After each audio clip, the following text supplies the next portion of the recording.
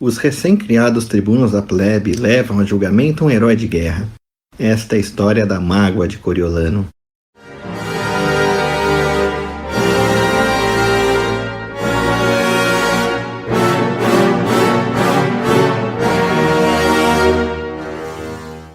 O uso do direito como arma contra os seus adversários, chamado guerra jurídica, ou até o termo em inglês mais comum, lawfare, ele realmente é muito antigo e a gente começa a ver ele surgindo justamente na República Romana. Ironicamente, o berço do direito moderno é também o berço do lawfare, e os inimigos do Coriolano acabam usando realmente um lawfare contra ele. No ano seguinte, há a secessão da plebe, há também a tomada de Coriulos, no consulado do Tito Gegânio Macerino e do Públio Minúcio, surge realmente as consequências práticas e econômicas da secessão da plebe, que foi uma profunda escassez de comida. A secessão da plebe se deu exatamente na época do plantio, então realmente esses tempos eles foram vivendo daquilo que havia realmente nos armazéns, mas a conta chegou. Fique em casa, a economia a gente vê depois, a conta chega.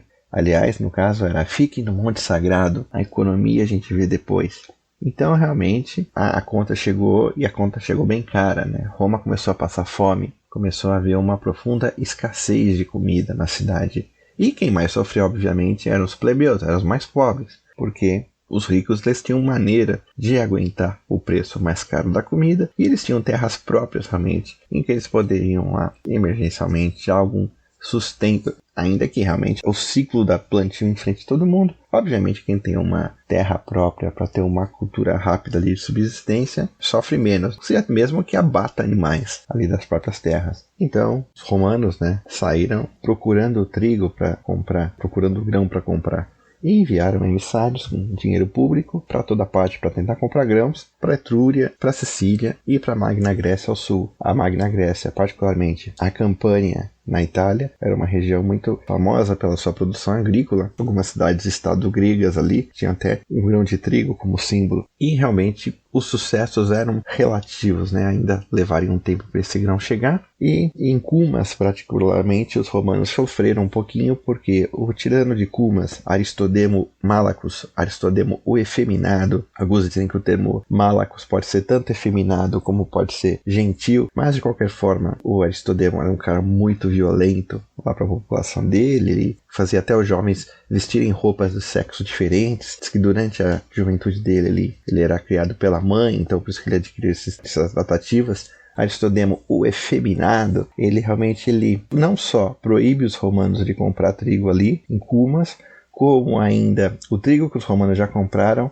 ele bloqueia, ele captura, dizendo que aquilo ali era penhor dos bens dos Tarquínios. Lembrando que depois da Batalha do Lago Regilo, os Tarquínios se refugiam em Cumas. Então, em Cumas, uma cidade-estado grega, uma colônia grega ali na Campânia italiana, ela ainda havia gente do partido dos Tarquínio que realmente acusaram os romanos, e os enviados romanos tiveram um problemão para sair de lá, porque Aristodemo realmente estava contra eles. Mais tarde, o Dionísio Licarnasso, narrando a história de Aristodemo, forças fortuitas da aristocracia local, realmente a aristocracia local dá cabo dele. O Aristodemo tomou o poder em Cumas de maneira extremamente violenta, mas ele teve o fim dele. Os Volscos, que os romanos tinham derrotado no ano passado, justamente o Coriolano, ele toma a cidade, ganha o nome dele. Eles estavam no jeito para atacar Roma, mas os romanos deram sorte, porque houve uma peste tão grande no território volsco que diz que se morreu 9 de 10 pessoas. Apesar de Roma estar com fome, os inimigos de Roma estavam com a peste. A gente associa muito a peste à Idade Média, mas na Antiguidade havia pestes terríveis. Houve a praga de Atenas, houve uma peste durante a República Romana também, que matou quase a cidade inteira. Tem essa peste aí dos volscos. Tem a famosa peste antonina, na época do Marco Aurélio. Então, a peste também era comum na Antiguidade, não era panágio apenas da Idade Média.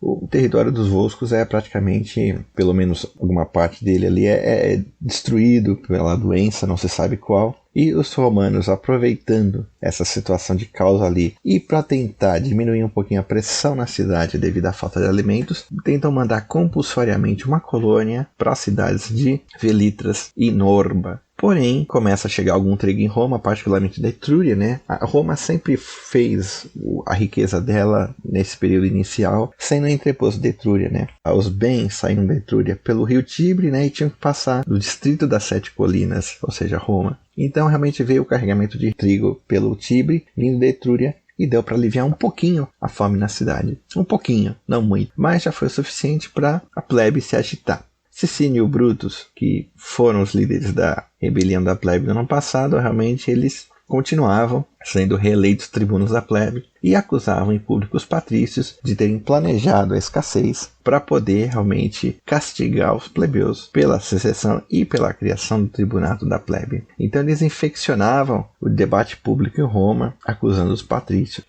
que de fato as classes dominantes tentem punir as classes trabalhadoras e classe média pela fome e pela inflação modernamente. Isso é um fato que a gente está vendo diante dos nossos olhos acontecendo, né? Mas, de qualquer forma, lá naquela época, a fome foi causada, em última instância, pela rebelião da plebe, que também foi causada pela doação da aristocracia, né? Não vamos ser bobo, né? Não vamos ser bobo e não vamos olhar apenas um lado. E uma coisa também que os tribunos da plebe se queixavam era que o Estado romano compulsoriamente enviava colônias para o território Volsco, que era um território realmente pestilento, um território da peste, ou seja, você vai mandar a população para um lugar realmente que acabou de ter uma doença que matou todo mundo.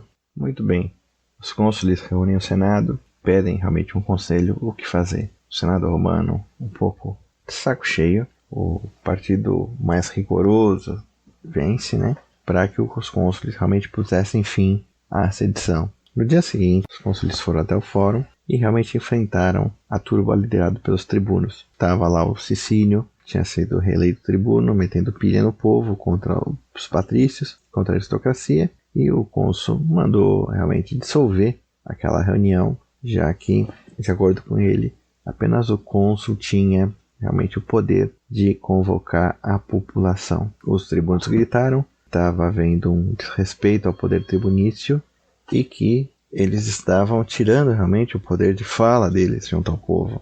E os cônsules argumentam realmente que aquela reunião ali era ilegal, tinha um vício de convocação, já que era o cônsul realmente que deveria chamá-la. Houve aquele bate-boca no fórum romano entre patrícios e plebeus, tribunos saem furiosos, e no dia seguinte passa uma resolução de que qualquer pessoa que interrompesse a fala de um tribuno da plebe seria condenada à morte.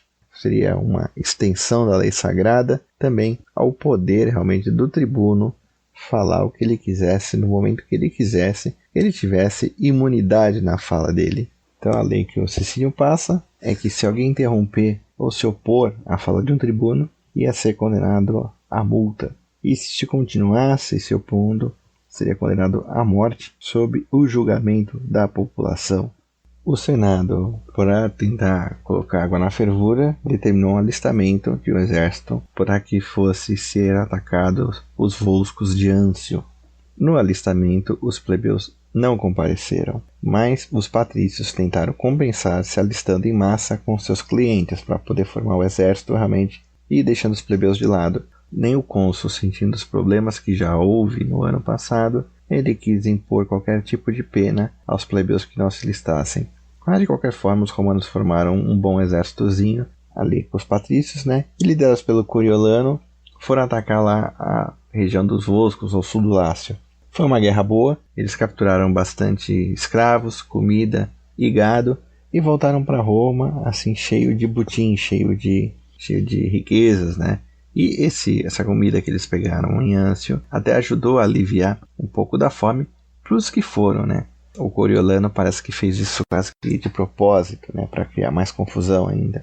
Os plebeus que ficaram, né? Vendo os colegas voltando enriquecidos da guerra, né? Lamentaram não ter participado da guerra e bateu aquela inveja forte, jogando mais gasolina no fogo da insurreição política daquele ano. E assim terminou o ano. Male male, os cônsuls eram louvados por terem conduzido a situação política que estava muito quente com prudência e terem evitado derramamento de sangue. Muito bem, chegou o fim do ano e chegou as eleições para cônsul. Os candidatos eram o Coriolano, ele se candidatou, o Marcus Minúcius, provavelmente irmão do cônsul do ano passado, e o Semprônio Adratino. Muito bem. Chamada a comitia centuriada para votar, obviamente os plebeus fizeram um voto útil em massa contra o Coriolano. Como as centúrias eram censitárias, no início votavam as centúrias dos mais ricos, né? As centúrias melhores equipadas do exército romano. Então provavelmente você deveria imaginar bastante votos para o Coriolano nas primeiras centúrias, né? Empatados com o Minúcio e com o Semprônio, porque afinal de contas, nem todos os patrícios estavam fechados pelo Coriolano. Havia sempre o Partido Popular, que, liderado pelos Valérios, né, por exemplo, sempre achavam uma maneira de ficar aliados com o povo. Então, provavelmente as primeiras centúrias deram alguns bons votos para o Coriolano, mas conforme foi se movendo para as próximas centúrias, as centúrias dos cavaleiros romanos, e chegando nas centúrias da infantaria dos plebeus, os votos úteis contra o Coriolano para o Minúcio e para o Semprônio começaram a aumentar. Então, no final da votação, realmente ganhou o Minúcio e o Semprônio. Eles foram eleitos cônsules. E o Coriolano, apesar de todas as vitórias militares dele, perdeu. Obviamente, o Coriolano ficou doido da vida, né, com a plebe por isso, porque a plebe realmente se aliou contra ele na eleição e o boicotou. Finalmente chegou o trigo que os romanos haviam mandado comprar na Sicília e em outras partes da Itália. Chegou em Roma o trigo público, comprado com dinheiro do Estado pelos embaixadores romanos, né? E o Senado se reuniu para saber o que se ia fazer com o trigo. O Partido Popular realmente era a favor que o trigo fosse vendido a preço de custo subsidiado, e o Partido Aristocrático que não. Mas, de acordo com Dionísio, se falava isso realmente de maneira velada, né?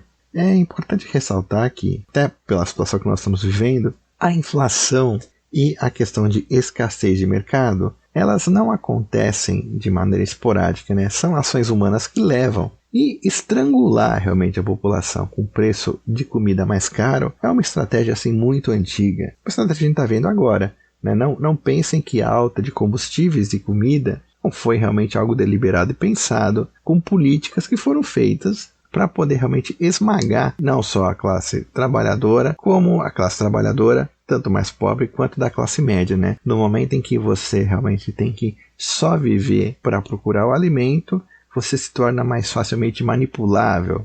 Há realmente agendas políticas hoje em dia que defendem que as pessoas não deveriam ter bens, apenas a elite ter bens. Elas parecem realmente ser uma coisa meio estranha, vindo do século V a.C., mas não, realmente, essa oligarquia ela fala no Fórum Econômico Mundial e é muito esquisito isso que a gente está vivendo, realmente, mostrando que a situação do século V a.C.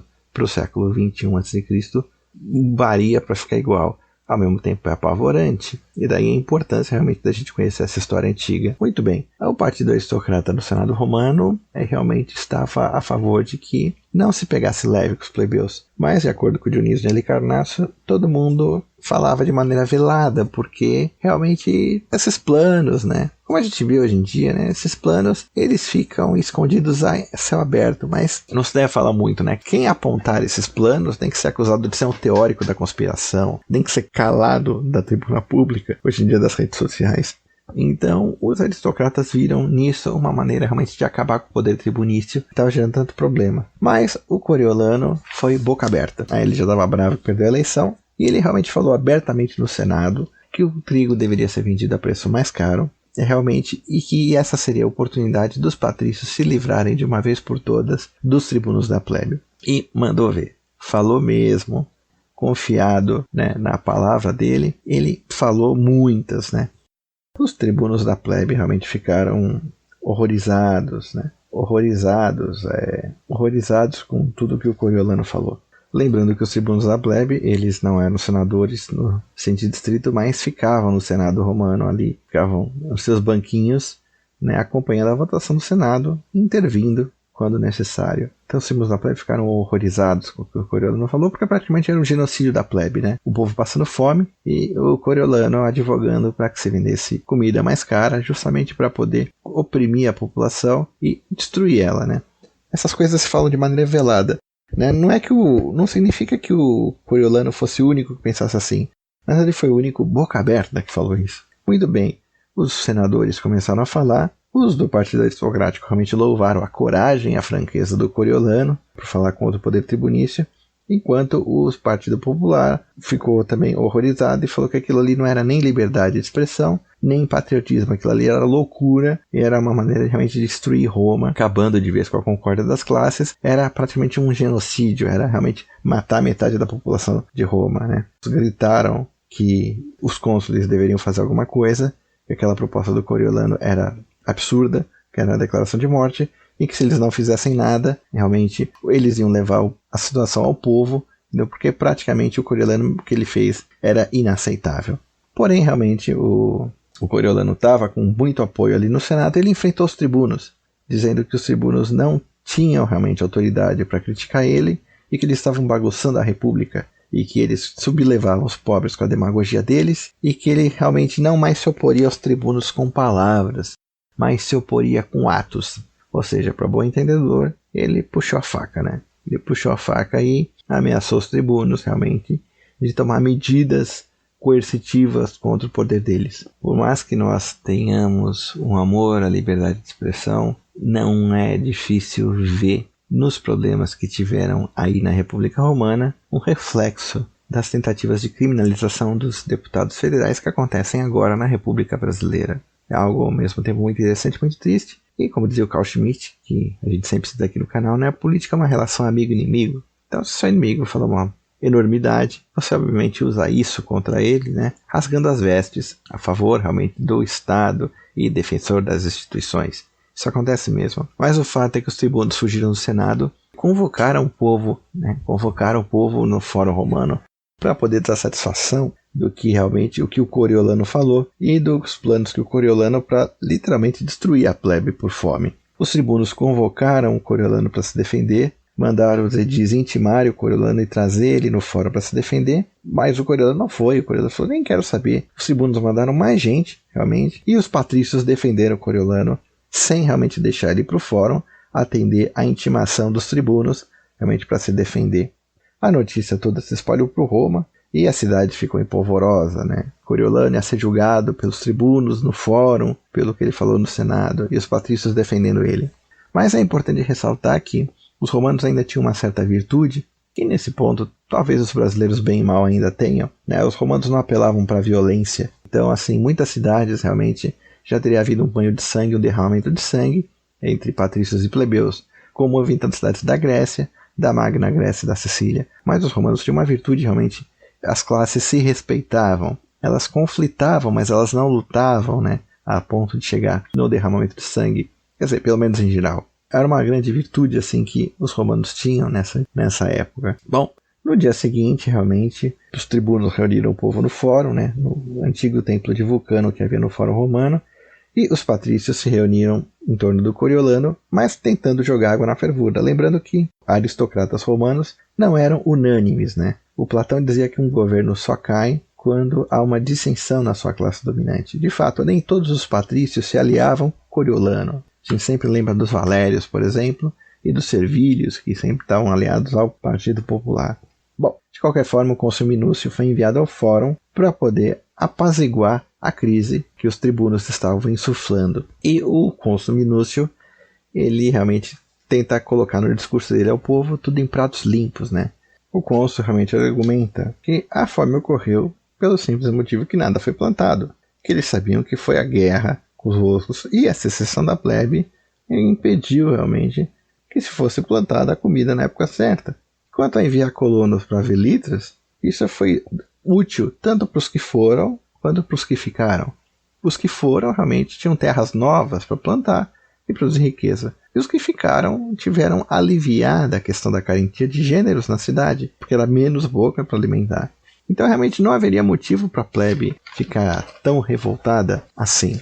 E realmente que era profundamente injusto com que fossem acusados, né, o patriciarcado de querer acabar com a plebe pela fome, acabar com os tribunos, porque tudo isso aí nem aconteceu, estavam sendo acusados por coisas futuras, que se eles tivessem paciência, ia ver que o trigo comprado pelo Estado ia ser vendido ao povo, realmente que a fome ia acabar, que era até praticamente injusto, destruiu o espírito da concórdia da cidade, e os tribunos deveriam se envergonhar por ficarem acusando sem prova. Se viesse a acontecer, poderiam acusar eles disso, mas que ainda não aconteceu. Ficavam falando mentiras de coisas que seriam em hipótese. Quanto à situação Cneu Márcio era uma vergonha para os tribunos, porque o povo pediu magistrados para se defenderem dos credores e dos cônsules, e agora usam logo em seguida esse poder para tentar condenar um patrício à morte. Era uma vergonha, e o Minusio coloca assim: imagina se os senadores fizessem isso, né? Condenassem algum plebeu à morte pelas palavras realmente inflamadas que eles estão falando aqui na Assembleia do Povo. Toda Roma ficaria empolvorosa e diria que isso é extremamente injusto, que não deveria realmente se fazer isso com um membro do povo, estava usando a sua liberdade de expressão ali, né? Então por que o povo queria fazer isso com Patrício? Ainda mais um herói, né? Um herói de guerra que tanto ajudou o povo romano nessa situação. Bom, os tribunos haviam os mais radicais, um dos mais radicais era o Cicínio Beluto, né? E ele ficou apreensível, porque realmente o cônsul falou bem e o cônsul pôs água na fervura. E ele ficou preocupado, porque ele sabia que ele era inviolável enquanto ele tivesse o mandato dele. Mas assim que o mandato dele acabasse, haveria o retorno, né? Iriam pegar ele, né? Pelo tudo que ele fez e pela toda a confusão que ele aprontou. Ele sabia realmente que ele era um cara sem estudos e sem bens, então ele não conseguiria se defender realmente de uma acusação de traição e sublevação quando terminasse o mandato dele. Aliás, algo mais comum, né? Você tem um inimigo político, né? Enquanto ele tem capital político no cargo dele, se segura, mas quando ele sai do cargo e vira um homem comum, realmente o mundo cai na cabeça dele, em vingança pelos atos dele. Então Cicínio, ele percebendo realmente que o Minúcio desarmou a bomba que ele arrumou, ele faz um discurso pela conciliação. Ele agradece ao cônsul e ao Senado por estarem defendendo a causa da plebe, né? Por estarem empáticos à causa do povo que passa fome, e realmente ele teve uma ideia. Conhecendo o caráter do Coriolano, ele cita o Coriolano para se defender diante do povo, né, das acusações, porque ele sabia realmente como era o Coriolano e que se ele não falasse nada, iria irritar o povo. E se ele falasse, ele ia agravar mais a situação, porque ele ia ser muito valente, ia ser muito boca aberta e iria piorar tudo com a boca dele. Bom, o Coriolano falou, de acordo com o Dionísio de Licarnasso, ele fala e ele acusa o povo e os tribunos realmente de estarem fazendo uma chicana jurídica e que não reconhecia os tribunos com competência para julgar eles, nem muito menos o povo. O Tito Livio diz que o Coriolano nunca falou nada, né? Ele foi julgado à revelia pelo povo. Mas de acordo com o Dionísio de Licarnasso, realmente o Coriolano ele enfrenta o povo e os tribunos com a coragem. Realmente surge uma grande confusão em Roma, realmente. E o Cicínio, na hora H, ele realmente já pronuncia uma sentença de morte contra o Coriolano, porque ele fala que é óbvio que o Coriolano estava realmente violando a lei sagrada, em flagrante, acabando com o poder tribunício e resistindo ao poder tribunício. Mas os cônsules realmente eles conseguem afastar a turba, os litores, e salva o Coriolano, né? Você vê que é engraçado, né? O poder tribunício, ele no ano seguinte que ele é criado, ele realmente é abusado, né? Ele, como bem colocou o cônsul Minúcio, em vez de defender o povo, ele começa sendo usado como porrete para atacar os patrícios, né? Enfim, o Cicínio viu que não tinha força, né? Que não tinha força para tentar realmente vencer a muralha que os patrícios estavam colocando para defender o Coriolano, muito menos o cônsul que colocou os litores para defender o Coriolano, e nem realmente ele tinha auxiliares para os edis para ir lá e realmente pegar o Coriolano coercitivamente e condenar ele à morte, atirando ele da rocha Tarpeia do Capitólio. Isso, Júnior Brutus foi um dos também parceiros da secessão da plebe. Um homem muito esperto, um homem que sentia muito bem a situação política e, de acordo com o Dionísio de Licarnasso, sabia se safar das situações mais complicadas possíveis. Ele, vamos dizer assim, se volta contra o Cicínio e fala que não é certo que o Cicínio fosse vítima, juiz e executor da pena ao mesmo tempo, né? Um aceno para a nossa querida Suprema Corte Brasileira, que também se diz vítima de um crime e juíza, né, ao mesmo tempo desse crime, né? É um princípio do direito que quem sofreu o crime não pode ser o juiz, não importa o cargo que esteja, né? É uma coisa muito simples, muito básica, que o pessoal sabia desde o século V a.C., mas que no nosso moderno século XXI parece ser esquecido. A politização do judiciário é algo extremamente complicado, né? Na época da República Romana se entendia, porque o exercício do poder judiciário era feito pelos cargos políticos mesmo, né? Mas hoje em dia realmente é inaceitável que isso aconteça. Então realmente o Brutus fala isso e o Cicínio vê que não conseguiria realmente condenar o Coriolano à morte, né? Então realmente ele aceita propor um dia para o julgamento, para o Coriolano se defender diante do povo e haver um julgamento formal. Bom, cumpre aqui também um comentário que o Dionísio Lecarnasso faz, e eu também gosto de pensar nessa mesma linha, que ele já se defende das críticas de que ele gasta muito tempo com os debates políticos no livro dele. Ele comenta, né, que tantos historiadores gastavam tempo falando das batalhas, da condição do campo de batalha, com detalhes militares, detalhes de vida bélica, e que esquecem que os detalhes da vida civil, realmente, da política que se decidia no Fórum e no Senado, eram tão importantes para a criação do Império Romano quanto eram essas batalhas, né? E realmente ele comenta que ele não está falando de uma cidade qualquer, está falando da cidade realmente que deu as leis ao mundo, Roma. Então eu também gosto de muito nessa linha, sem pressa, detendo realmente na formação política dessas instituições do direito romano, porque é isso realmente que nós precisamos trazer para hoje em dia, né, para poder entender.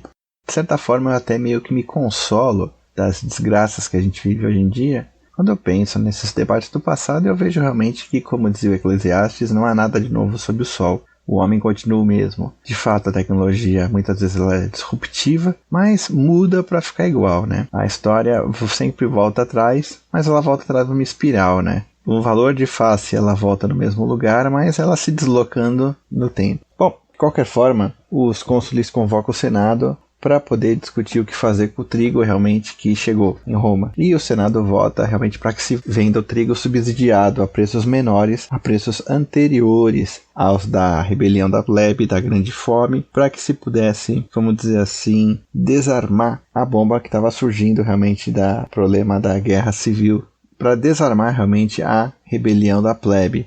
Veio finalmente trigo comprado da Sicília, só que uma vez que ele passou pelo território dos Volscos ao sul, na região de Anzio, os Volscos, num ato de pirataria, capturaram os navios de trigo vindos da Sicília para Roma. O Senado rapidamente vota com que se monte um pequeno exército para poder ir lá atacar e recuperar esse trigo, e com a vantagem que os cônsules, no momento que pedem o alistamento para esse exército, eles suspendem os processos, ou seja, ajudando a causa do Cneo Márcio, né? Mas esse exército nem chega a sair muito de Roma, porque logo que a notícia que ele está marchando contra Anzio, os outros liberam o trigo e o trigo volta realmente para Roma.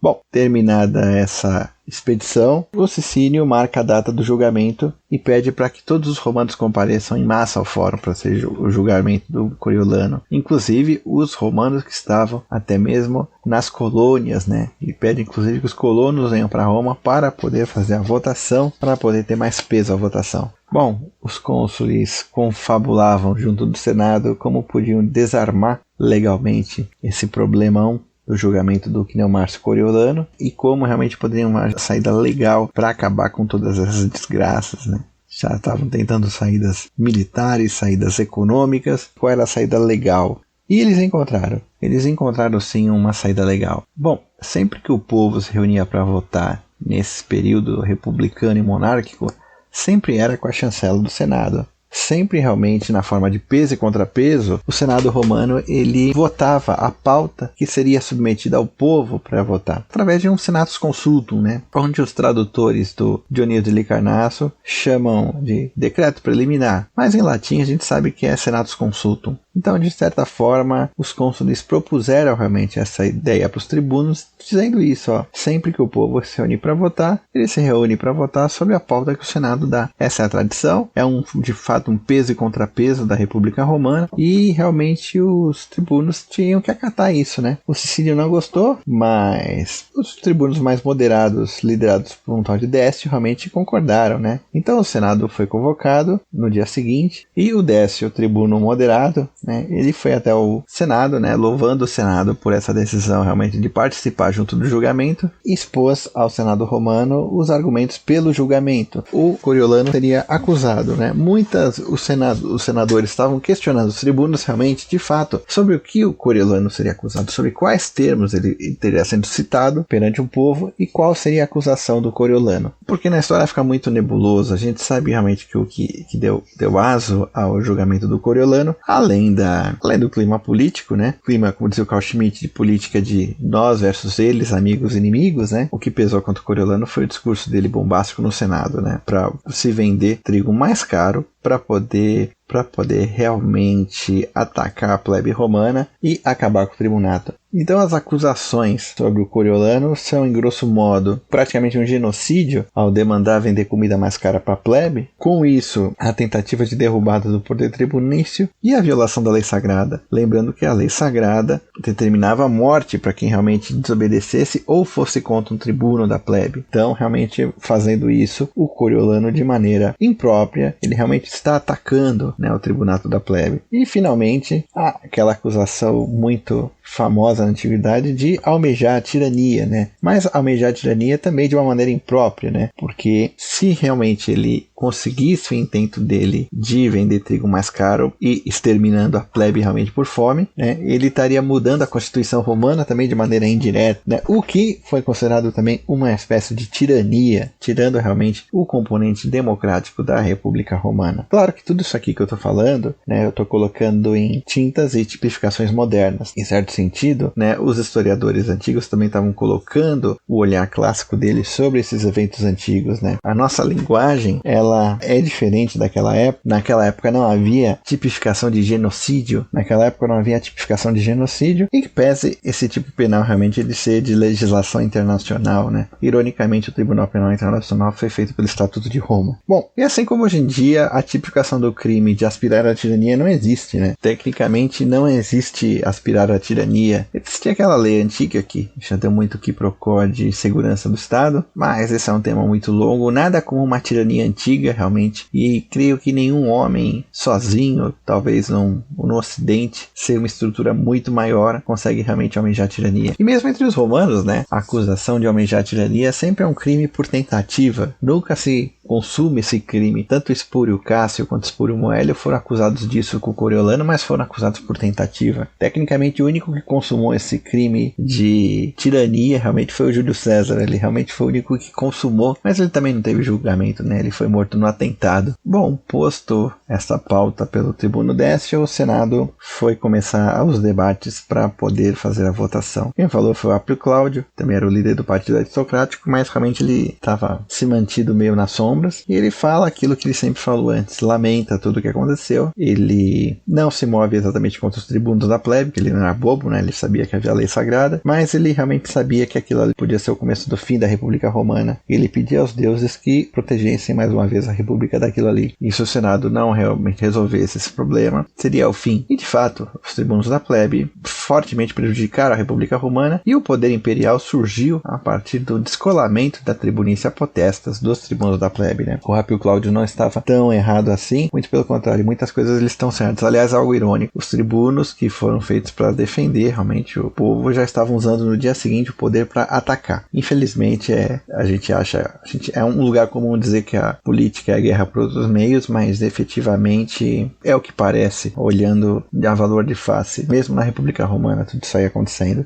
É por isso que eu gosto de fazer esses debates, para poder, inclusive, fazer um paralelo com a situação atual que a gente vive, que não é diferente em muitos sentidos. Bom, logo em seguida falou o Valério Máximo, que já tinha sido ditador. O Valério Máximo era do Partido Popular. Ele defende as prerrogativas da plebe. E ele comentou que é um julgamento, não significa uma condenação, e que seria muito útil à República Romana, realmente, para o futuro, em casos de pessoas indesejáveis, entregar o julgamento ao povo, já que, no caso, tiraria realmente o problema das mãos do Senado e realmente seria uma instituição que conseguiria tirar todos os ódios públicos, né, das costas das pessoas, dos magistrados ou mesmo do corpo do Senado, já que o povo inteiro partilharia uma decisão tão grave, né? Bom, outros senadores também falaram contra e a favor, mas no final o Senado aprovou realmente o julgamento do Coriolano pelo povo. Aprovou formalmente porque eles sabiam que eles iam perder, né? Mas de qualquer forma o Senado rifou o Coriolano, né? Ele rifou o Coriolano, entregou o Coriolano para o povo, apesar realmente de alguns patrícios, especialmente mais jovens, o defenderem, né? Enfim, mas Dionísio narra que o Senado estava aliviado pelo resultado, né? Porque assim realmente ele não teria a responsabilidade pela condenação de cidadãos realmente que cometessem esses tipos de crimes contra o Estado, né? Mas, em geral, os senadores também sabiam que, sendo Coriolano um herói de guerra, sendo um homem muito valoroso, um homem cheio das virtudes romanas, em que pese incontinente nas palavras, o Senado sabia realmente que o Coriolano tinha grandes chances de se